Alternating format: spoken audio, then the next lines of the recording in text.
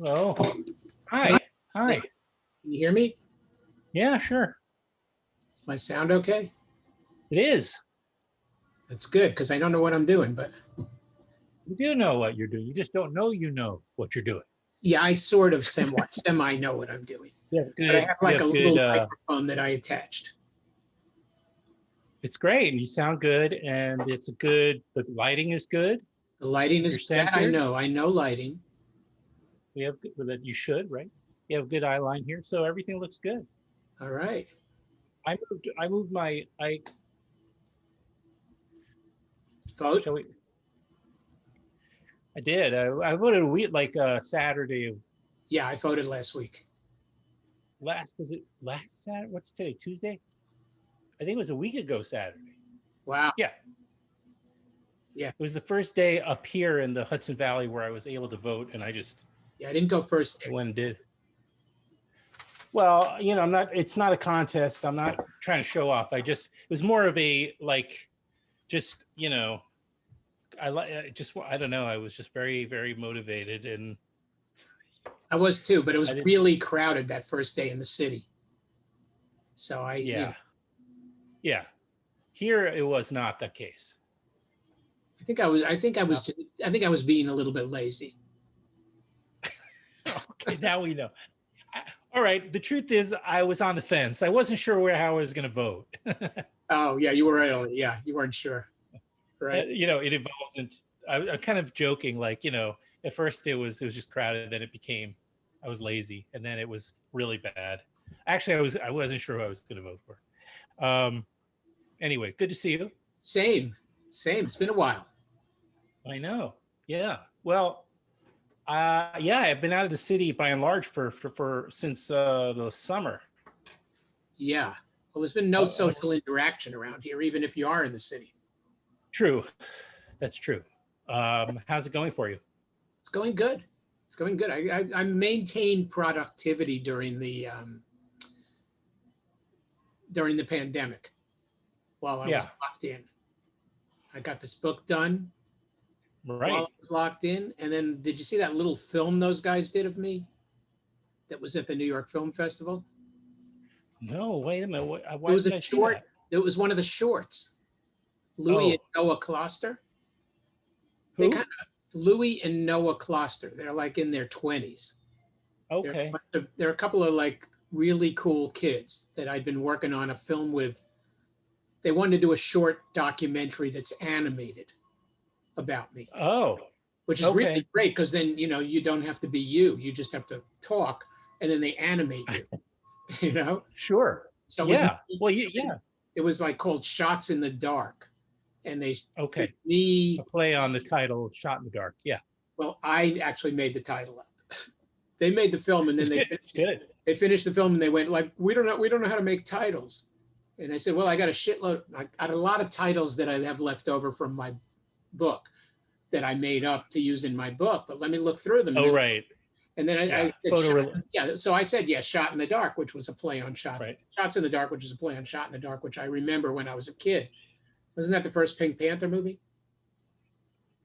I always confuse whether or not that is the first or the second. That the Pink Panther movie might have been the second one. It seems logical that they would have just started calling all the movies, with Pink Panther in the title once they started. But I'm not positive. We'll have to have somebody call in. So if you're listening, Yeah. I'm not. So they did a movie about me taking pictures at CBGB's back in the 70s. That's a good subject. And so And they showed it because you're friends with the Film at Lincoln Center I think they organization chose for so me many as years. I think they chose me as the guy to be in their film, thinking if they did a film about me, they might have a chance of getting in the festival. Oh, that's especially sort of And they did get in the festival. suspicious of you.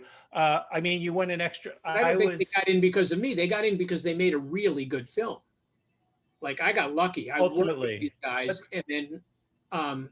But you're suggesting that they were a little bit more, perhaps strategic about their idea. I Like, in other think they words, might have been thinking, well, if we do a film yeah, about this right. interesting guy as opposed to that interesting guy, Right, right. No, Like yeah, like I'm just waiting to premiere my Dennis Lim documentary, you know, and um right.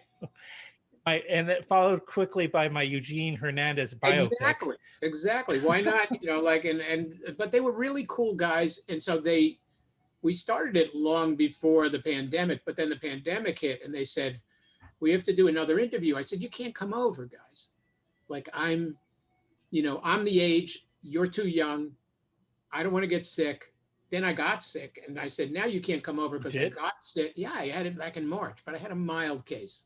But I said, now I can't, I don't know how long I can't see people. I said, you can't come over. That's the short and long of it. Hmm. And then they thought it over like any good 20 something year old would for like 24 hours. And they said, we got a plan. We'll drop Hmm. off a mic and whatever they record into, the recording equipment. We'll sterilize it. Then we'll interview you on FaceTime. And record the sound onto this professional equipment. And so I was effectively for that, the sound man for their film. And then they came and picked Gotcha. the stuff, and then they, did a couple of more interviews, dropped off the mic, brought it back, and they finished it during the pandemic without ever having to see me. And you didn't see it at the These film are festival. there are a lot of firsts. There's a lot of firsts now during this period of time, aren't there? They were very, It's very ingenious to do that. I thought it was very right. Uh, and so they showed it at during one of the shorts, the New York Yeah, story. sure. So I have to, yeah, I'd like to see it. And then I they saw did actually show it on a drive-in screen because the festival had a couple of drive-in screenings at the Queens location. at the Queens location, and so I saw it. Okay. It was like open before one of the other films. Um, oh wow. So I'll have to figure out how to get my hands on it. I I did. know how to get your hands on it. Okay. I'll put my hands into your, well, I was gonna say I'll put myself in your hands, but I'll let you figure it out. Um, yeah, I actually managed to see, for me, again, I'm sick and tired of people saying how well they're doing this. I feel bad for everybody, but I've had a really incredible time during this quarantine and but I got larger screen. I'm upstate. I got a large Right. screen here, and I was able for the first time to see the majority of films at the New York Film Festival. And I bring this up for people watching who are listening. That Godlis is the sort of the official photographer for the New York Film Festival or film at Lincoln Center in general, but specifically, let's say you're shooting often the red carpets and the Q&As, the press and industry screening Q&As and things of that nature. So for you get to go to everything all the time, or as much more than I would, because I'm working, or I can't spend like some handful of people who seem to be there for every screening. It's always a hope to do that, but I never able to achieve it until this year. Yeah, yeah. This I actually enjoyed watching the films without having to run up to catch a train to go up to the Walter Reed. That I could Right. have a cup of coffee. They gave me the link to watch the press screenings, and like Yeah. I said, I'd watch them on my larger screen TV. And it's on your schedule to some degree. You had a much, certainly you had a window of time. Yeah, So like watching given, City Hall, the Frederick Wiseman. oh yeah, right. Because Four that and a was half 4 hours. hours. And my wife got to Yeah, watch I it know. with me, which she usually doesn't, if she misses all the Yes. movies that I see. So, you just take 2 hours and then come back, watch 2 hours. I kind of enjoyed it this year.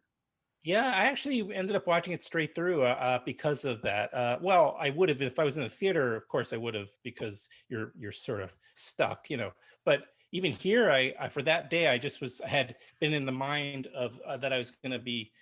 And I've seen a lot of Wiseman movies over the years, and what happens, especially let's say the last one of this magnitude, not as long as this, but almost, was Jackson Heights, and Right.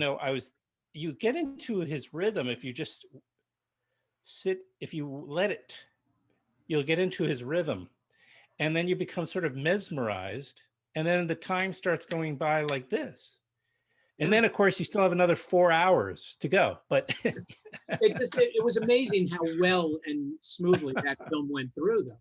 I mean, I used to live in Boston, so you did? yeah, I lived in Boston for 7 years before I came back When? to New York, 69 to 75. Interesting. And so I have pictures.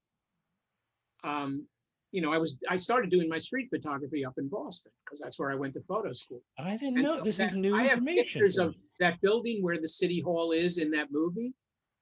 I have Sure. loads of pictures of that building because I used to go down to Government Center to photograph just because Boston didn't have as many people out and about as New York City. They didn't have Right. many big avenues and stretches that you could just shoot people in their lunch hour. Yeah. And so I used to love going to Government Center. And then there's that Jonathan Richman song about Government Center. And that Sure. all of where City Hall is Government Center. So I just was kind of fascinated with even Boston aspect of it. I lived in Boston from 83 to 85, but that's I didn't know that. Yeah, yeah. But I visited many, many, many times subsequent to that. Yeah. Because I had a number of friends there. But I didn't know this until today. But this is, of course, the first time I had a real chance to talk to you at more length on into. Yeah. And then, thank you again. A couple of years back, you contributed all those wonderful photos from your work for my Kickstarter. So that's that was fun too. That was really great. Really appreciated that. And yeah, so you started since you brought, well, one other question I want to ask, you did bring up the beginning of your street photography, which will lead us into the new book, which is why we're here. But you mentioned you got COVID in March. Now, did your wife get it too? She did, yeah. Yeah, I Okay. really, I wasn't even sure that that's what I had, though the timing seemed to be correct. It was before people were wearing masks. It was before people were quarantining themselves. It was right on the cusp of that. So it was, and I know it was Friday the 13th is the day I got sick because it was Friday the 13th. And I know I had seen a friend a few days before, and by the next week, we checked with each other and we realized we both were sick. So we didn't know which one gave it to the other or whether we both got it from the restaurant we were in. But right. But yeah, and so I had We'll say for the record, he gave it to you, just because he's not here. I will say it whether it's for the record or not. I had to say, did you confirm this? Well, I guess it was evident, but I had a virus in at the beginning of March too. And I just assumed, but I didn't really own that it could have been COVID because I just never got the antibody test to confirm it. Yeah, I got the antibody test in August. I really should have, because it's likely what I did have was a very mild case as well. Mm-hmm. And it's funny because I already had a doctor's appointment that week when I was feeling, run down. And I had a bit of a throat problem, and I had a fever, maybe a small low-grade fever overnight, and that was about it. But I had coincidentally a doctor's appointment in the middle of it, and I went to it, and it was just maybe 48 hours before quarantine began. But even as early as close to it as that, we were still kind of shrugging it off to some degree. It wasn't until that particular day, all of a sudden we all kind of really, it really rocked us, at least that's my experience. So I just assumed I was a little run down, but in retrospect, I think it's a very likely that I did have it because I was on the subways running around all the time, running up and down, touching everything. And I mean, it's very possible I had it. I was starting to be careful because my daughter had, turns out, worked in the same building as that guy from Westchester who had it, the first guy. Remember that whole Westchester? No, they had a patient zero. It was a guy but the patient zero in the New York area was a guy from Westchester who Figures. So taking the train into the city and working in a lawyer's office across from Grand Central. And it turned out it was the same building as my daughter works Oh in. man. And so she called me and said, the day that it hit the news, she said, they've already sent us all home. And that was March 2nd, which is a couple of weeks before I had gotten it. So I'd seen her a day before. I was thinking, oh no, what if my daughter picked it up and then I picked it up from her? And I was like, oh, that's just an uncomfortable situation, right? You don't want to be telling your daughter, maybe you gave it to me, No, but. But the guy I went through 2 weeks of not getting it. And then the guy who we both had the same experience, he got it way worse than me. He got a heavy dose. I got a light dose. I was done in a week. He went for 3-4 weeks. And also, I remember that week I went to the first screening for the new director's new films because they were still screening them at MoMA. Oh. And they had like the first 3 days screening. I went to the first 2. And then I said, maybe this is not a good idea anymore because I was starting to catch wind that this virus was around. And I stopped going. And then they canceled the screenings the day after that. I can't remember anymore. I went to the opening night film screening. I remember that. And so things were still sort of happening, but I was being careful, even just getting on a train. Yeah, it was very much an over. It was like within a 36-hour, let's say 24 to 36-hour thing that happened, or it was like it went from people sort of making personal choices, like how much denial or how much were you going to really accept this as a thing, to absolutely getting scared straight. That was it. That weekend was the weekend. Because I stopped shopping. I stopped, like I was ordering food in. I was not going out. I was not touching the handrails in my building. I was like, as of Saturday, Sunday. And then my wife got it a couple of days later. And, thank God. But I didn't know until August because I couldn't because of being quarantined and I didn't want to ride subways. Right. I couldn't get anywhere to get a antibody test. And then I thought the antibodies won't still be in me because I had it in March and I got the antibody test in August. So what's that? April, May, June, July. It's like 4 or 5 months. And they were still there. And did you lose your sense of taste or smell? No, I didn't lose that. No. I just had like a little coughing, a little that's what I had. Temperature and that's what I had. All right, same thing as I had, it sounds like, kind of. Yeah, I had a light dose, but my friend had all of those. No, the same guy, so he got a tougher dose, or I just got a light dose from him. Anyway, it's in behind me. Well, it's been a year that we'll probably never forget. For sure. Come on. Yeah. Anyway, I did get productive during that time period. Once I finished the COVID, I worked on the book. Right. You guys worked on the film. And so, now looking back on it, I got locked up with all my negatives. All my negatives are around. So I got to go through a lot of pictures and piece things together. It's a good productive period for me in a way. Social interaction. And the book is called Godlis Streets. Yeah. Which is a great title. Yeah, it's kind of pretty basic, right? I was almost going to call it Painted Black. I had a bunch of different titles, but Godlis Streets is that's what it looks like. Oh, I think mine's in the mail. Yeah, I hope so. They're starting to get out. But I enjoyed the digital version, and I'm glad. I was thinking about using pages from that to pepper into this, which we will, but I'm not going to use those from the PDF because they're watermarked, as you know. Right. So no, I can I'll wait for your low res. You can send me low res, and then I'll put them into this video, and that'll be cool. I'll look forward to that. We can. Yeah. Gives me another chance to edit a little differently than I normally edit.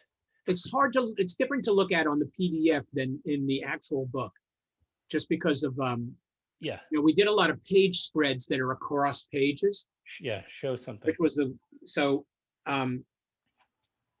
it has a whole different effect when you look at it in the book. Oh, sure. because on a PDF, it just, it doesn't look the same as coming across the page. Yeah. Like that. Okay, all right, so I have, oh yeah, that's beautiful. Union Square, what was that? I couldn't see. This is Bryant Park, outside Bryant. Oh, Bryant Park, okay. Once upon a time in the 80s. Yeah. Those people are fleeing for their lives, by the way. They're very busy. New Yorkers are very busy. Well, I was going to say Bryant Park, even in the middle of the city, you could have a Needle Park right in the middle of Midtown. Yeah, it's you got to be very quick, to shoot these things. Yeah. Oh yeah. Stop. You don't go like, hey, stop, stay there. It's not like a red carpet. Well, this brought up something I want to talk about. I know that Chris Stein wrote the introduction or foreword to the book. Many people, of course, know him as the guitarist from Blondie. And Chris is a great photographer as well. Yeah. I actually worked a book event back when I was doing things like that a few years back. Do you remember he released a book not that long ago? Yeah, he did 2 books. The last one was his street pictures, mixed in with some Blondie pictures. Right. And the one like 4 years ago was just Blondie pictures. Oh, right. I was going to say, because I was at this event and she was there, which is odd because I don't think I remember running into you there, but you would normally have been at that event. Which one? The one down at Cooper Union? No, it was in one in the 20s at that club. I'm blanking on it. The new Nye House. Oh no, I know which place you mean, but no, I wasn't at that one. Yeah. Okay. And he writes your intro, which is very appropriate because of your connection over the years to the East Village music scene and your photos from that time. And there's this whole issue with street photography, capturing moments, the idea of an eye. Now, if I take 10,000 photos, isn't 2 or 3 of them going to look like I have an uncanny ability to capture these amazing, exceptional moments on film? No. I'm sort of saying I'm taking away from you your talent, maybe on some level, your innate talent, and then I'm going to give it back to you. But I mean, I'm sort of this idea. Well, there's a thing where people think that let's take it away from me and somebody who I admire, Garry Winogrand. Okay. And people would go like, oh, well, he just shoots from the hip would be the same. Like he takes his camera and he just holds it out there and randomly, like a monkey, just takes pictures so that it looks like he's being random. But when that's not the case, it just looks like that. It's not, there's concentration and there's looking through the viewfinder and making sure that everything you want is in the viewfinder, no matter how quickly it moves. And when I first sort of caught on to how to take street pictures, it was Garry Winogrand, same. Oh, sure. Winogrand. Yeah, sure. Look through the viewfinder, look at everything and understand that what's in the viewfinder is what's in the picture. Because people take pictures, they hold the camera up to their eye back in the day and think they're close enough to something, and then they end up with a picture that's way wider than the picture they shot. And it takes a little bit of time to understand how the camera sees it, which isn't the same as the way you see. Then get comfortable with it and understand that you're taking pictures the way a camera sees, not the way you see. You're taking pictures that are 2 dimensions, not 3. You're walking around in a world that's 3 dimensions. Like you're looking at this screen, but if you're in my room, I'm like a 3D film, like we're a house of wax or something, You walk in, everything's not flat until you put it on a screen, right? When I was watching a Hitchcock interview the other day, and he was the Hitchcock interview with Peter Bogdanovich, I was heard about. It was an audio. Yeah. And he was talking about like, no, I don't look through the camera. I just, for him, everything's a screen. Everything's framed according to a screen. Well, for me, it's the opposite. Like I don't think of it. I walk through a 3-dimensional world, and I have to understand that the camera is going to see it like a screen, and that I have to photograph that three-dimensional world and understand that the if I move around over here, things behind me change and the aspect ratio changes. And so as you're moving around very quickly in the world and photographing it and then doing it in black and white where all the colors are gone, it's not as easy as it looks. And if you shoot a lot of pictures, you're not necessarily going to end up with any good ones. Right. But okay, Answer your so question?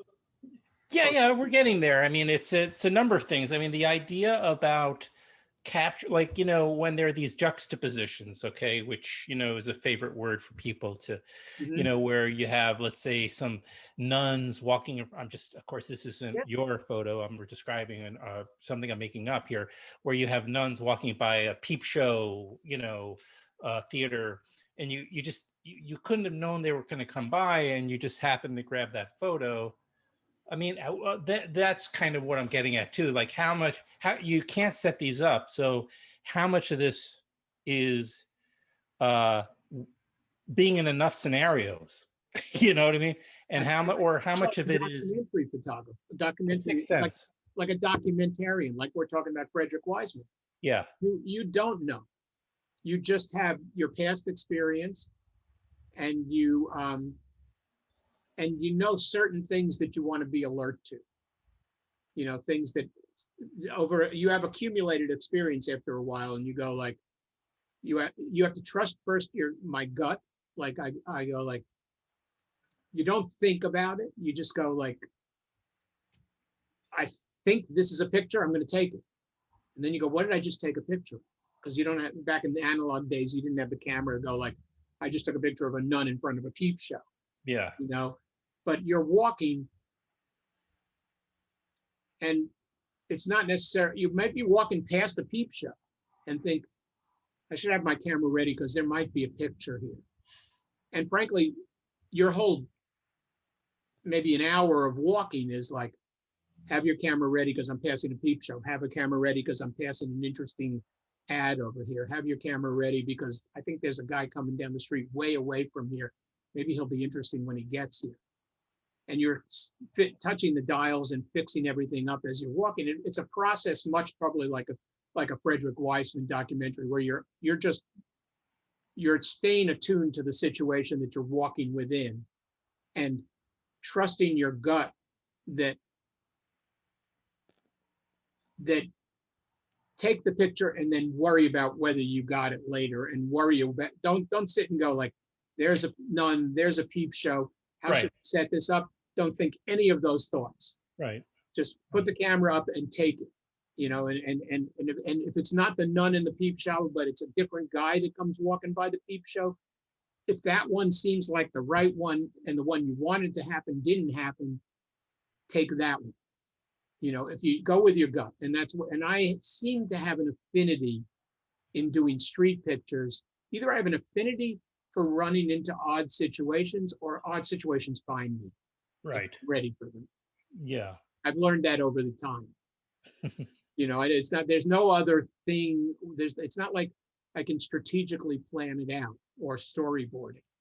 It's got to like just happen in front of me. And that's, in a way, a very big difference between photography and filmmaking. I'd be like, yelling at the nuns, get out of my way. I'm trying to take a picture. There's one picture in the book that has my friend is in the left side of the picture, but you wouldn't know he's my friend. And it's just like, I couldn't get him out fast enough. So I incorporated him into the picture. I was just like, put him in there. And it's not like people go like, oh, that's not a regular guy on the street. That's the guy Dave was walking with. But you wouldn't know it, And frankly, if it was a picture, you'd know it. I wouldn't have put it in the book. Yeah. Well, the other end of this spectrum, I guess, would be somebody like Greg Crutzen, who takes meticulous care of setting up. I'm not good at that. It's a whole other. It's maybe closer to cinema than it is to. Yeah, it's photography. I'm not that controlled that I can do that. And if I tried to do it, I'm not like a concept photography guy. Yeah. I can't really do that. Yeah. I'm more of a, my pictures look like you're walking in through a scene of like 8.5 or something, where things Yeah. are coming into the screen from the left and the right, and somebody's turning around right in front of the screen and going, did he just say that? And Yeah. that Yeah. kind of stuff. In my world, that's the kind of stuff that's happening. I've just figured out how to take that world and make an interesting black and white photograph out of it. There's definitely a sense of spontaneity, which is maybe the reason why you've always been so drawn to also, punk and, Yeah, definitely the punk the new thing way. is a very akin to my street photography thing. Yeah, I see that as a, 3 chords, those, like my street photography thing is like Robert Frank, where people would go like, why do you like his pictures? They're out of focus. He's not holding the camera level. He's at an angle. And punk is the same way. I used to show people my punk pictures and they go, why are you taking pictures of these people? And I'm going like, let me just play you a Ramones song. And I play the Ramones song. They go like, oh my God, you're taking pictures of terrible musicians. And in a way, I entertain that for my street pictures, like uh-huh. I don't want it to look like I'm taking an important picture, but all that matters is what's in that frame. And if what's in that frame when you're looking at it has an effect on you, that's what I'm going with. That And makes, I seem to know how to go out in the world, take a picture that will have an effect on you. Of course, that's all edited in the end. I don't pick the pictures that don't have an effect on you that I tried to take. I pick the ones that do. do you think photography for you is closer to music then in that regard? And Very much, yeah. My question is, do you feel it's closer to music than even movies, film? Because I was thinking the way Godard, people like from the New Wave, French New Wave in particular, I guess, but not necessarily entirely, were shooting maybe, and also those punks making the downtown scene.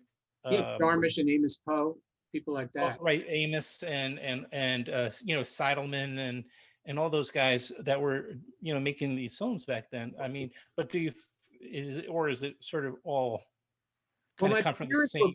My parents were both musicians. They were classical musicians. And so I Interesting. grew up around music. There was always music in the house. My father played brass instruments, and I thought everybody had a father that played trombone in the basement, but it took me a while to realize they didn't. Where was that, by the way? On Long Island. Oh, okay. And he played in the city. So he would teach music during the day. They'd go into the city, and depending on what, like the part of the career I was a kid during was when he came in and played Broadway shows. So he's like, and do recording dates. And so he was classical. My mother was playing piano and giving piano lessons. They had met at Juilliard. So I had a pretty classical background. They were well trained. They both went to Juilliard. And then I ended up, and so music was always a part of me. Yeah. But I picked up a camera, and that seemed to work better for me than playing music. I played it when I was younger, but a camera and working with my eyes as opposed to my ears seemed to be the thing that I did well. I started taking pictures, and very quickly people liked the pictures. Not because they were artistic, but I was taking pictures of friends, and they liked the pictures I took of them, and I took them to drugstores to get them developed. And then I learned how to do a darkroom. And so one thing I think working with a camera is working with light and your eyes. And working in music is working with an instrument and your ears. So they're complementary fields. Like back in the day when I would go in the dark room, you would turn the lights out and you're working in the dark and printing pictures. I would love listening to music because all I was doing was working with my eyes in the dark room to make sure the pictures look good, and music in the background kind of took my mind off of things. And then you find that musicians all love picking up a camera when they're not playing music. There's a lot of musicians that are photographers. So I think they're complementary fields. Mm-hmm. And so I just chose the one that uses light and your eyes.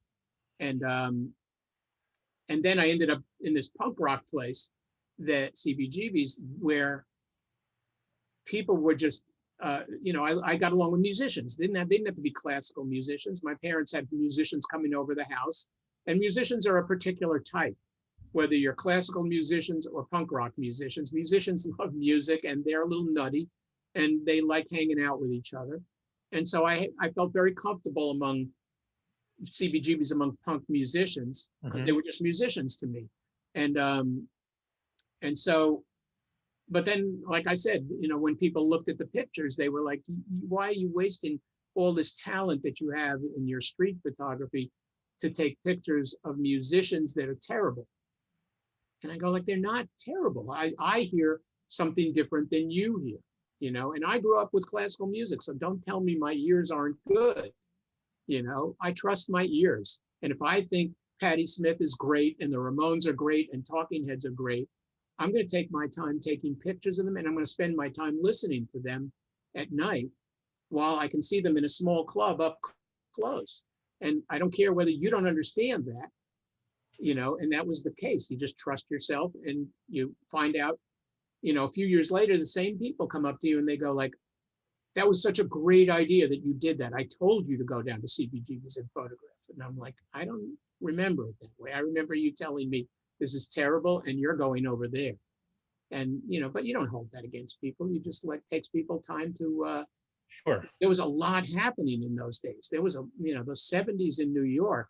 And in that particular place, it was like a lightning bolt hit.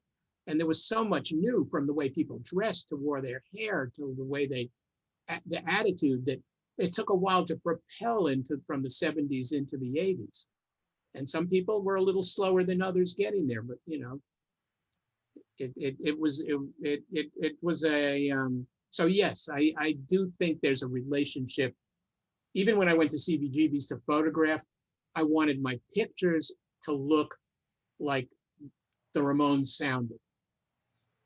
And so I came up with sort of a style that was the equivalent of the way people were changing their styles in punk, because punk was no particular style. It was just do something new, make it simple, do it yourself, and do it quick. Well, in the UK, they might disagree, right? Because there was the punk scene in the fashion. There was a kind of a fashion. They had much more style than us. We in New York developed a style that involved, like, going on stage in the same T-shirt and jeans that you were wearing on the streets of New York, and then they spritzed it up a little bit in England, like they can do, and then they had the Sex Pistols, which were just so brilliant that they outshined everything we did in America. And then they blew themselves up like an atom bomb within a year of getting together, and they took punk to like a brilliant extension. You can't halt progress. I'm trying to just make sure that we don't get interrupted by. I can't remember how to do this. You know what you're doing. I'm going to let you do it. I'm trying to remember how I do this. Turn off notifications. Just make sure. Try to minimize. Where's your millennial tech guy? Yeah, exactly. Wow. So I see. So in a way, where your street photography, actually, that background, and you're sort of being in such tune with the music from CBGB's and from the downtown scene, it kind of almost seemed like a natural fit that you would eventually figure out that style of photography that you're describing, right? You had the years of street photography already. Yeah. And now you also had this thing that clicked with you in terms of what they were doing at the clubs. Right. Yeah. Because I didn't go down there really to photograph. I went down there to hear the music because it was interesting music, and I wanted to hang out someplace and hear interesting music. I'd been doing street photography. I was working a day job. I was going as a photographer's assistant, and I was looking for someplace to be at night. And then I walked into the middle of something that was just, it just looked like this amazingly new thing. Like growing up, I was like, if I ever walk into a scene, I want to be sure that I'm aware of it. Mm-hmm. And be like walking into like Godard in those early years and all those filmmakers and going like, I want to be part of this.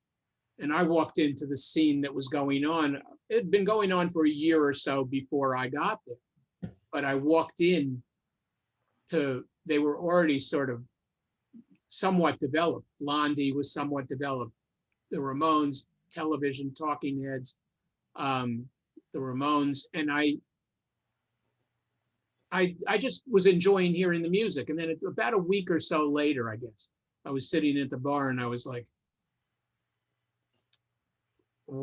it occurred to me what I could do.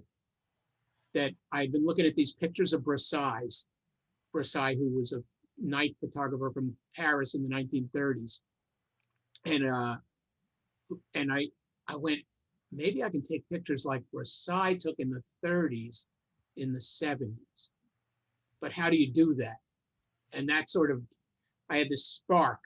And then I spent a couple of weeks playing around with the film and the chemicals until I could get the picture to come out. I didn't know what it would come out like, but I wanted to get it to come out, to get something on the film, which then would allow me to, because I'm shooting at night lit up by street lamps and no flash. Get something to come out on the film, then go into the darkroom with the film and get something to come out on the paper from the enlarger. And frankly, and so I sort of ended up like a mad scientist, invented this way to make it work so I could shoot at night without a flash. And then I spent 2-3 years, once I figured it out, shooting at night without a flash in this style that had sort of created itself. But when I look back, the movie Blow Up was a really big influence, because go backwards again. And I saw that. And then when I picked up a camera in 1970, I got my first camera. Definitely in the back of my mind was that film and David Hemmings running around shooting, Vanessa Redgrave in the park, and then her coming, I want the film, give me the film, and him going, I can't give you the film, and then like it turning into this kind of existential mystery. And but there was the first scene where I saw people, a photographer in the darkroom in that movie, and David Hemmings goes in the darkroom, and then they brings out the prints and holds up these big wet prints and puts them up on this big brick wall, and it's all very stylish. He's playing David Bailey, the photographer from England in the swinging 60s. And that definitely influenced me to think, wow, photography is really cool. And then I got the camera and realized I had an aptitude for it, went back and watched the film and went, oh, a darkroom, right. I guess I got to learn not just to take my picture to the drugstore. I got to go in a darkroom, and then I got to figure out how to make prints. And all of that I did in Boston before I moved to New York. And then when I finally knew how to do that and moved to New York, I went to this club, started this new style that I tried, and photographed the people in there, and then would go down with a box of pictures every night and show them what I printed. Oh, really? So they could see what I was doing. Oh, I was going to ask you next. What was it what was your relationship with them? Did they accept you? Did they, because you're behind the camera, you're behind the right, you're behind there, right. and it kind of puts a bit of potentially a bit of obstruction between the two of you. And I was wondering, but if you come back with those photos, I could see them being. Yeah, because I wasn't on assignment. It wasn't. No, right, yeah. There were guys down there that would come. I'd be sitting with like Stib Baders at the bar. And then some guy from the Daily News would go tap him on the shoulder and go, can I do a picture? And Stib would, walk away, and the guy would do a picture for the Daily News. And then Stib would come back and we'd finish the conversation. I was the guy that stuck around till like 3 a.m. And at one point in our conversation, I'd go, you want to go outside in the street and do a couple of pictures? Or can I do a couple of pictures while we're sitting here right now? And those were the pictures I would do. They would be sort of insider pictures. Right, you're embedded. You're embedded. They weren't made to be printed in the Daily News. They weren't made to be in photojournalism. And you embedded yourself essentially. Yeah, I embedded myself because I really liked all the people, and I felt very comfortable. It felt like a local bar, and so and it just was this great place because there was great music every night. And so I had in my mind, much like I was talking about when I go out in the street, I have a bit of an idea of what I want to do, but accept what happens otherwise. I would go down every night, and maybe I had an idea for certain pictures I wanted to take, but I didn't spend the whole night photographing. I spent the whole night hanging out, and part of the time hanging out, I'd take pictures, and then the camera would be kind of over my shoulder. Not, I didn't like wear it like I'm the photographer. Right. People Right. forgot I was the photographer. I was just me. I was the guy that they talked to.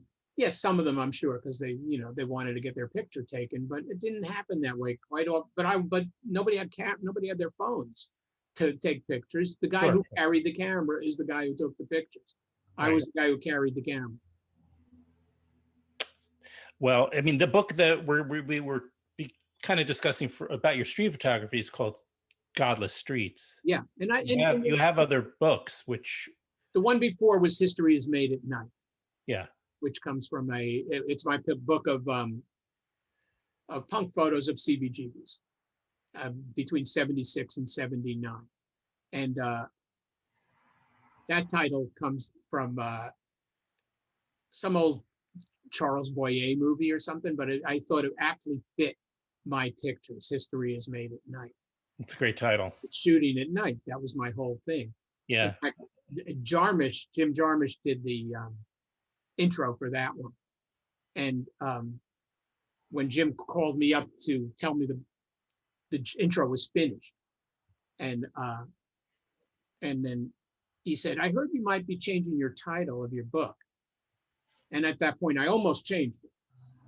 Somebody had almost convinced me to change it. I had like a weak moment, and Jim was like, "I don't want to say anything, but I wouldn't change that title. That's a really good title." And I Right. called up my designer and I said to her, we're going with History is Made at Night. You have to fit all those words on the cover, and they have to look really good, not like they're taking up too much space on the cover." And so I got Jim to thank that I went back with that title. But yeah, that was the first book because I had to get that out. I'd been sitting with it for too many years. Sure. But I always considered myself a street photographer from the minute I understood what street photography was, straight through to the History is Made at Night pictures. To me, are just street photographs taken at night. It's an aesthetic that street photography. I see. It's an aesthetic similar to new wave films. Sure. Right. So you can actually pose. You can pose somebody for street photography.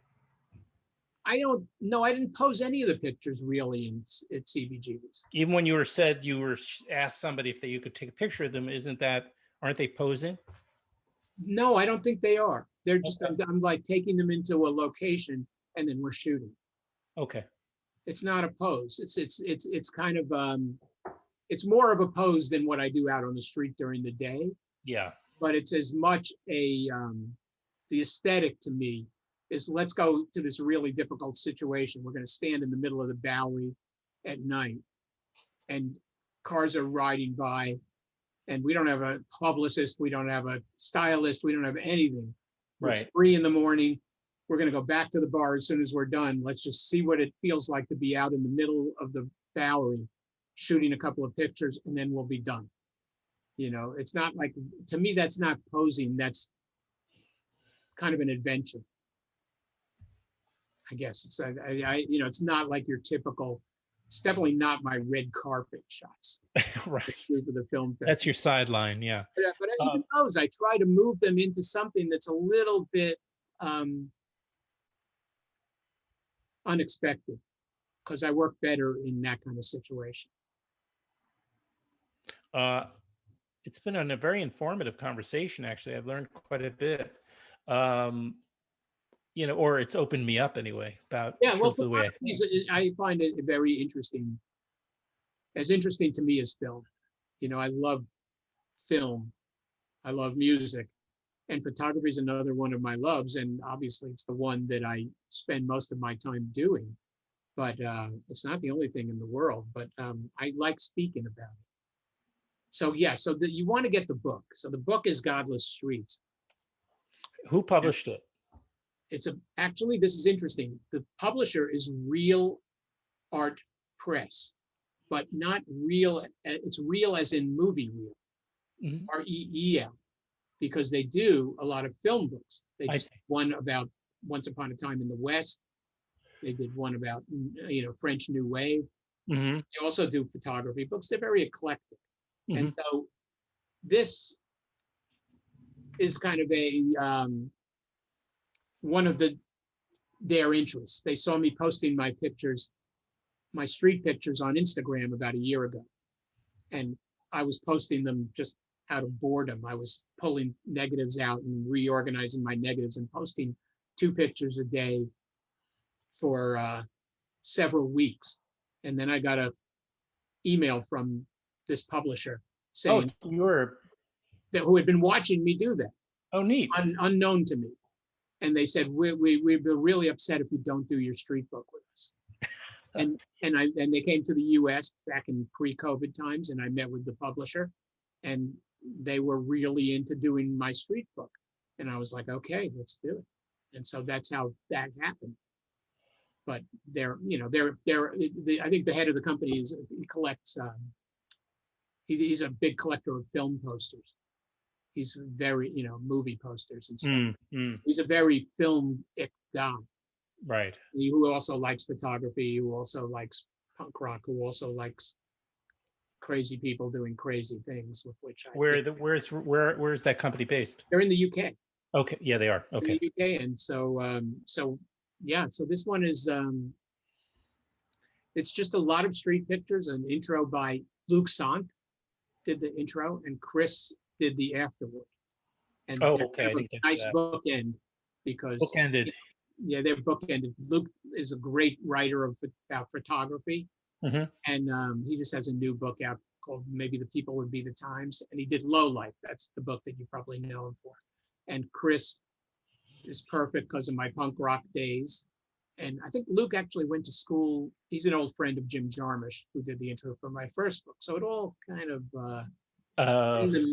comes, yeah, right. It's only so many degrees from anybody in the downtown.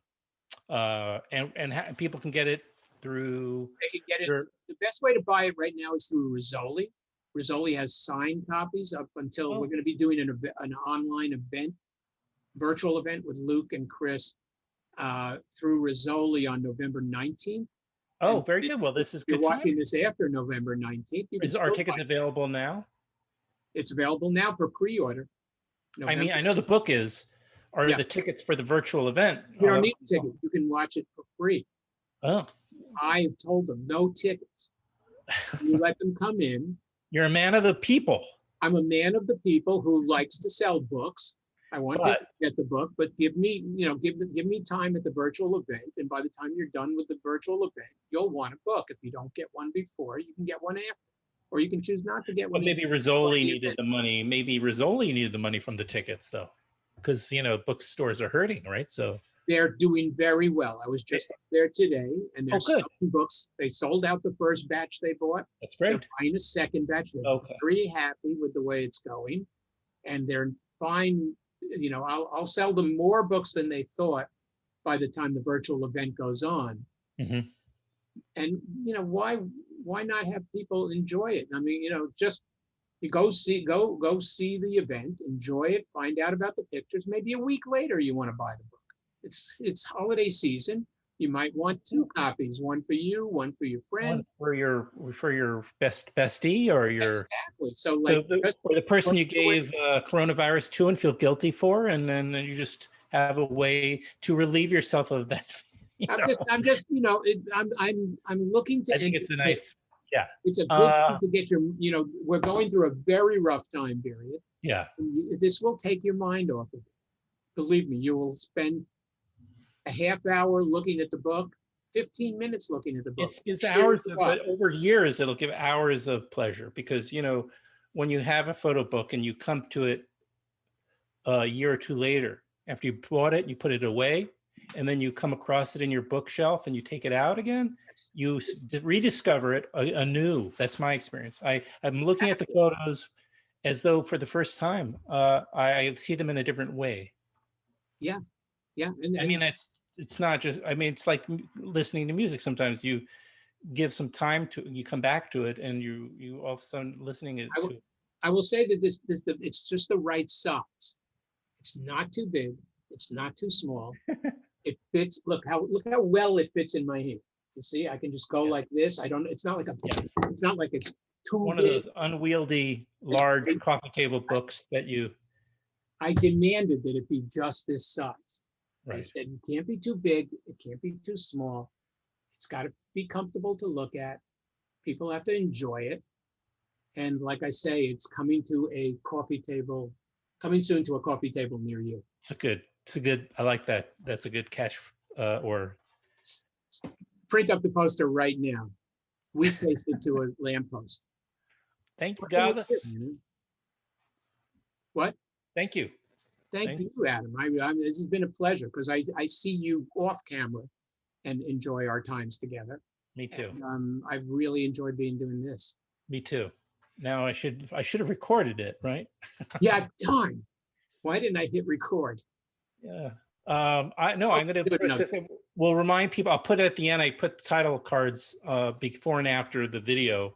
Mm-hmm. And then also, if it's when it's on the podcast, I try to do it before the November 19th. But we'll promote the Rizzoli event.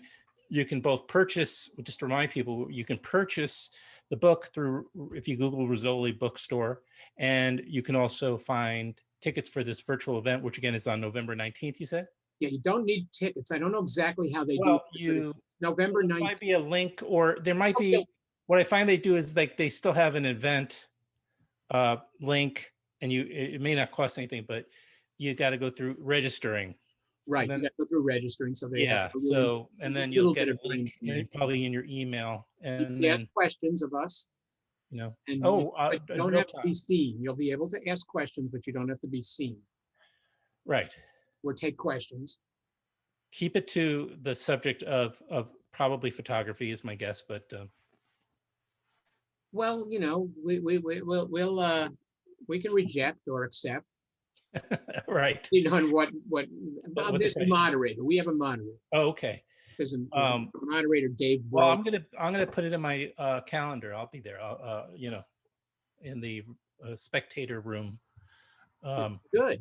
This is good. A splendid time is guaranteed for all. Just like here. That's what I say. I have to pop out because I not to be rude, but because I've got actually somebody from the New Orleans Film Festival coming on at 5:00. So I'm trying to do my bit, for all the film festivals that are struggling. You're a good man. Well, you've done very well with this podcast. Well, wait till you get the news about what's coming up. Big news coming from rebranding the show a little bit. It's going to be very new. I'll tell you about it next time, but I can't wait. Yeah. All right. Okay. I'm not gonna lose sleep, but I'm right there with you, waiting along with you. Big news. All righty. All right, Adam. All right. Take care. Thanks so much. Stay safe, everybody. Yeah. Appreciate it. Take care.